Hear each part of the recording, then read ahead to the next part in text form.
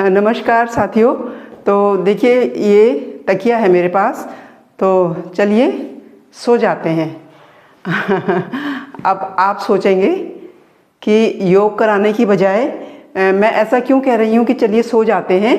तो देखिए आज जो है मैं आपको बताने जा रही हूँ कि हमें सोने का सही तरीका क्या है, हमें किस तरीके से सोना चाहिए और हम किस तरीके से सोते हैं।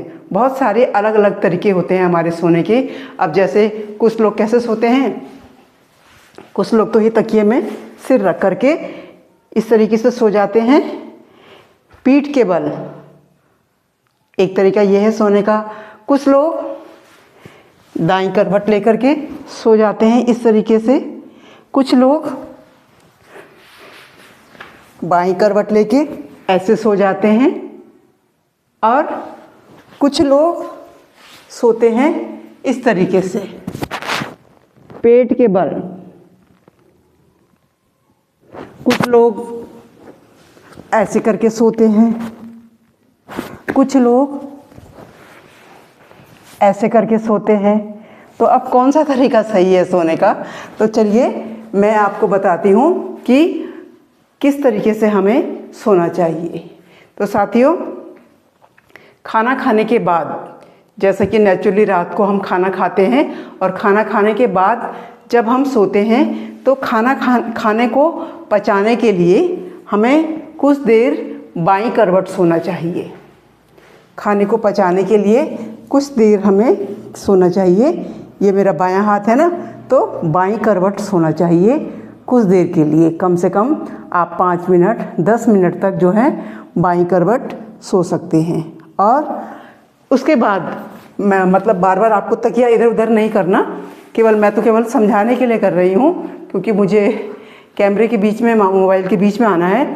और इसके बाद ये मेरी बाईं करवट है।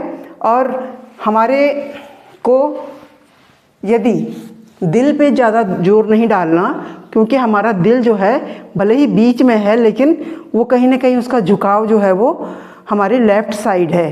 तो हमें राइट साइड करवट लेकर के सोना है रात को इस तरीके से। हमारा तकिया बहुत ऊंचा नहीं होना चाहिए। हमारे तकिए की जो मोटाई है वो जितना हमारा ये जगह है ना, हमारे सिर और हमारे कंधे के बीच में जितना स्थान है, लगभग उतना ही हमारा जो है जगह, हमारी उतना ही मतलब ऊंचाई हमारे तकिए की होनी चाहिए। बहुत सारे लोग देखते हैं वो बहुत सारा ऊंचा तकिया लेके सोते हैं, उससे क्या होता है उनकी गर्दन में दर्द हो जाता है, सर्वाइकल की प्रॉब्लम हो जाती है। तो ये हो गया कि हमें रात को किस तरफ सोना है, हमें बाईं करवट सोना है। अब बाईं करवट सोने से क्या होता है, हमारे दिल पे जो है ज़्यादा उसका जो है जोर नहीं पड़ता दिल पे, बजाय हम जब बाईं करवट सोते हैं तो दाईं करवट सोना है। कुछ लोग इस तरीके से सोते हैं, इस तरीके से। तो इस तरीके से सोने से क्या होता है कि जो हमारा दिल होता है उस पर दबाव पड़ता है। और दूसरे में इस तरीके से सोने से क्या होता है कि हमारी जो गर्दन है, गर्दन पे दर्द होता है और हमारी पीठ में दर्द होता है, कमर में दर्द होता है। तो ये तरीका जो है सोने का हमारा गलत है हमें। और दूसरे में इससे क्या होता है साथियों, इससे जो हमारे चेहरे पे जो है वो झुर्रियाँ जल्दी पड़ती हैं। तो हमें कभी भी पेट के बल रात को नहीं सोना है। अब बहुत सारे लोग पीठ के बल सोते हैं, तो पीठ के बल भी आप सो सकते हैं, लेकिन पीठ के बल जब आप सोएंगे तो जो आपका तकिया है वो आपके जो घुटने हैं ना, घुटने, तो आप अपने घुटनों के नीचे जो है तकिया रख के सोएंगे इस तरीके से। ये तरीका है आपका सोने का।